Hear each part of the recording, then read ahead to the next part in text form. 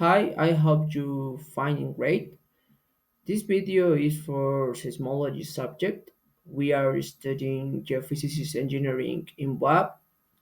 So in this video, we are going to talk about the importance of seismology on plate tectonics and their relationship. Have you ever wondered why earthquakes happen? So, with this introduction, I'm going to help you better to understand what is happening on the Earth. Two of the major advances in the Earth sciences since the 1960s have been the growth of global seismology and the development of our understanding about plate tectonics. And there are a hard relationship between seismology and plate tectonics because seismological advances provide some of the crucial data that make plate tectonics conceptual framework is used to talk about large scale processes on the solid earth. He was Alfred Wegener, he was a geophysicist, and he proposed the theory of continental drift. His idea about continental drift apart was another one, wrote in the remarkable feat on the coast of South America and Africa. By the 70s, the things was different because geologists accept this theory based on the geometry and history of Earth's magnetic field. Moreover, seismology and marine geology and geophysics led to the realization to talk about the Earth's outer shell were moving. Plate tectonics is conceptually simple. It treats the Earth's outer shell as made up of about 15 rigid plates and 100 kilometers thick, which move relative to each other of a few centimeters per year. Little deformation occurs within them. You can see in the slide ductile deformation called fall. So deformation occurs at their boundaries, giving rise to earthquakes, mountain building, volcanism, and other spectacular phenomena. These rigid plates form the Earth's lithosphere. The Earth's lithosphere is constituted the crust and upper mantle and move as the ionosphere below.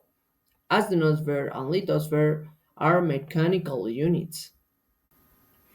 There are three types of plate boundaries. The first one is subduction zones, next spreading centers, and finally transform faults.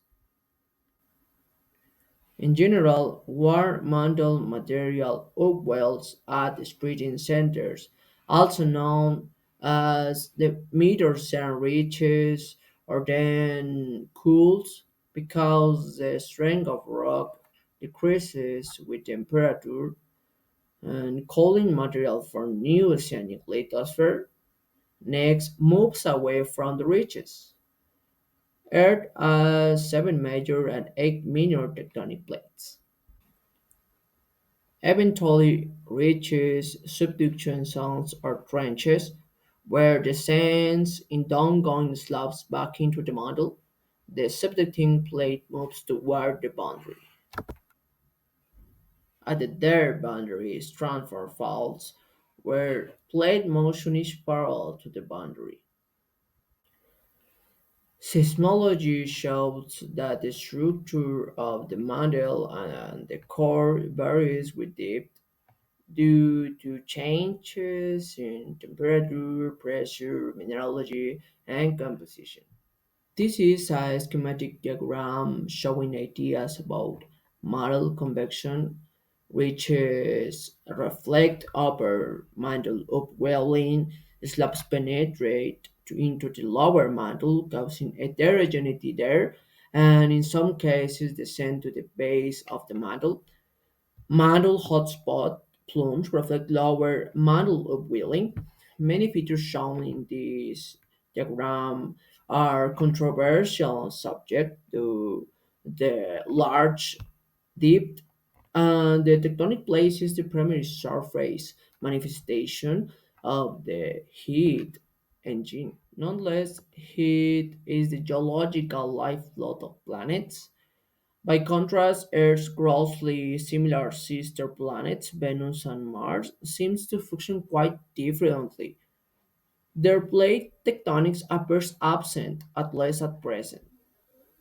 Plate tectonics is crucial for the evolution of Earth's ocean and atmosphere, including volcanism, hydrothermal circulation throughout colon oceanic lithosphere, and the cycle of uplift and erosion. Climate are influenced by mountain building. In fact, the presence of plate tectonics may explain how life evolved on Earth. Finally, the distribution of earthquakes provides strong evidence for the idea of essentially rigid plates. The map shows several remarkable patterns in their boundaries, so this is important to understand our topic. Now we need to talk about the convergent plate boundaries. Um, what is a convergent plate boundary? Well, basically is when two tectonic plates move toward each other, so they collide. One plate bends downward and slides beneath the other, a process known as subduction. This movement creates zones of intense geological activity, often leading to earthquakes, volcanic eruptions, and mountain formation. We are about to see how this affect the earthquakes. Well, as I said before, convergent boundaries are also called subduction zones because they are places where the lithosphere descends and it's subducted into the asthenosphere. But why why the subduction happens before the descending lithospheric plate is denser than the asthenospheric below, and what happens with the angles where two plates subduct and how that affect the earthquakes. Well, when one plate dives beneath another, the angle of subduction changes and how the wall system behaves. A step angle makes the plate sink quickly, stretching and bending it, which produce deeper earthquakes inside the descending slab. In simple terms, steeper angles, deeper earthquakes, flatter angles, stronger and shallower earthquakes. The geometry controls how stress accumulates and where earthquakes actually happen. Now let's talk about the different convergent limits because it depends of what type of plate we talking about. As I said before, it depends of the density of the plate. First of all, we have the oceanic continental plate. Oceanic continental converse occurs when the leading edge of a continental plate meets oceanic lithosphere. The continental blocks remains floating while the denser oceanic plate sinks into the mantle. Before the continental collision, the land masses were separated by an ocean basin. As they converge, the remaining oceanic crust subducts, causing depression melting and forming volcanic arcs. This happens because oceanic uh, the oceanic con- the oceanic crust is denser than the continental. Depending on the subduction zone localization, these arcs may form the continents or island arcs. Eventually, the oceanic crust is consumed and the continents collide, folding sediments and incorporating volcanic arc and oceanic crust fragments into new mountain ranges. Now, let's talk about the oceanic limit. In oceanic conversion, one plate subducts beneath the other, releasing water with Tiger's mantle melting, volcanoes from the ocean floor, and continuous subduction walls Built island chains called volcanic arcs, for example, the Hawaiian volcanic arc. And finally, in continental, it's where two blocks collide. The denser oceanic lithosphere subducts while the buoyant continental crust resists, resulting in a continental collision. This creates the Himalayas when India collide with Asia, and also form other major ranges like the Alpes, Appalachians, and Urals. During the collision, continental crust faults, fractures, shortens, and thickens. Now, here we have what happened with the earthquakes in the three different limits depending on what type of crust we have. As we can see in oceanic and oceanic, basically the dip of the earthquakes occurs from shallow to deep. The magnitude is typically between 6 and 9, and some example of this type of limit is the Japan Trench and the Mariana Trench regions. In second place, we have the Oceanic Continental.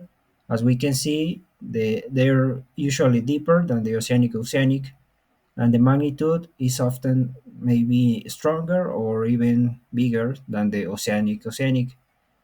Here are the magnitude is between 7 and 9.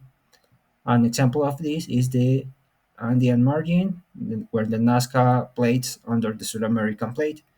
And finally, we have the continental, where the dips are usually intermediates between 200 kilometers, and the magnitudes are about 7 or 8 of magnitude.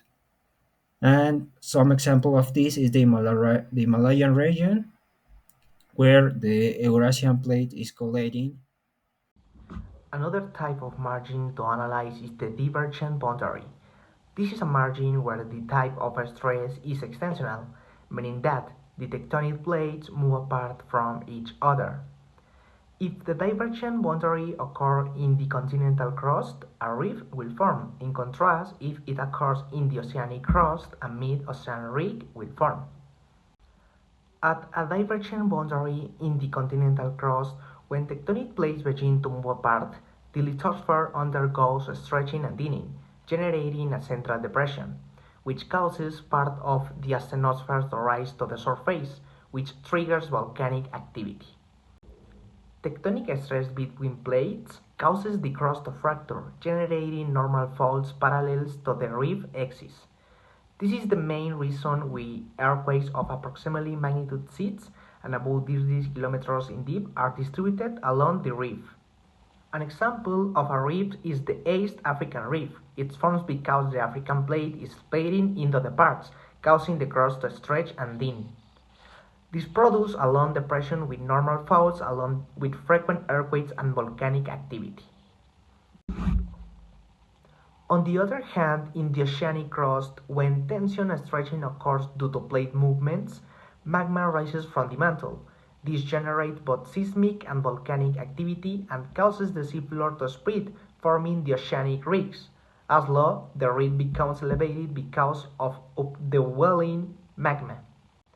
At mid-ocean ridges, earthquakes occur mainly due to continuous fracturing and the presence of transfer faults. These earthquakes are generally shallow, usually less than 20 kilometers deep, and their magnitude is typically moderate to low. Along transfer faults, seismicity can extend laterally and create a steep pattern on the seafloor. An example of a mid-ocean ridge is the Geikel Ridge, located beneath the Arctic Ocean. It's the slowest spreading ridge on Earth, which makes it geologically interesting because its volcanic activity is very limited, and its crust forms extremely slowly. Okay, guys, now I'm talk about the transfer boundaries. Are the boundaries between tectonic plates where one plate moves sideways relative to the other. These boundaries are neither constructive, like ridge, nor destructive, like range, which is why they are also called passive boundaries. Most transform faults join two segments of mid-ocean ridge. In the ocean, They cut across ocean ridge, dividing them into short, strained segments to adapt the ridge and the expansion of the ocean floor to the spherical geometry of the Earth. As seen in the imagine, the transform or passive boundaries also occur between continental tectonic plates, which move laterally without produce or destroying lithosphere. For example, the San Andres Fault in California, USA, is very famous for its seismic activity. The transfer boundaries are part of prominent lines of rupture in the ocean crust, now as fracture zone. These fracture zones are found proximally very 100 kilometers along the direction of the red axis. The active transfer faults are found only between the two displacement segments of the ridge. Two adjacent plates are rubbing against other as they move along the fault. The orientation of this fracture zone is proximally parallel to the direction of the plate movement. The seismicity earthquakes are very frequent and sometimes very destructive at these transfer boundaries. They are generated by the accumulation of the stress that suddenly relaxes when the plates move. But what happens to the plate? In the first, they look tauter due friction. In the second, they form internally. And finally, the energy elastic accumulates, and where stress exceeds the friction, an earthquake occur. Very well, this process is known as seismic cycle. This type of transfer faults are also known as tear faults. These faults cause very destructive shallow earthquakes. Transfer boundaries are almost synonymous with intense shallow seismicity. The seismicity at transfer boundary is extremely high, with hundreds of small earthquakes every year. They have shallow epicenter which increases the intensity. And as mentioned, their movement is stroke slip, so a ground shift laterally. Here we have the types of transforming boundary. In the first, in the oceanic crust, they connect segments of the oceanic floor. For example, the Charlie Gibbs fracture zone in the Atlantic Ocean. In the second is the continental crust. For example, the San Andres Fault. They allow lateral movement between two continental plates. And third is mixed. It originates its both the oceanic and continental part. They combine both environments, oceanic and continental. This imagine this example in the imagine is Alpine Fault. As example, the San Andres Fault. The San Andres Fault connects an expansion center located in Gulf of California with the Cascade subduction and the Mendocrino transfer fault located along the northwestern coast of the United States. This transfer fault H connect the Juan de Fuca Ridge with the Cascade subduction zone. It facilitates the movement of crucial material created at the ridge to its destination beneath to the North America continent. Along the San Andres Fault, the passive plates move northwestward. If this movement continues this part of California, California Western of the fault zone, which includes the Baja California Peninsula, will eventually become an island separate from western coast of the United States and Canada. Well, our conclusion is the relationship between plate tectonics and seismology is fundamental, as the movement and direction of lithospheric plates directly generate most earthquakes on Earth. Subduction zones, transfer boundaries, and divergent ridge each produce characteristic seismic patterns that help scientists understand the dynamics of the planet's interior. By studying earthquakes, seismology provides critical evidence for plate motions, while plate tectonic theory offers the framework needed to interpret seismic activity. Together, they create a uniform picture as ongoing geological evolution. We will leave a quiz on the description of the video to ask you.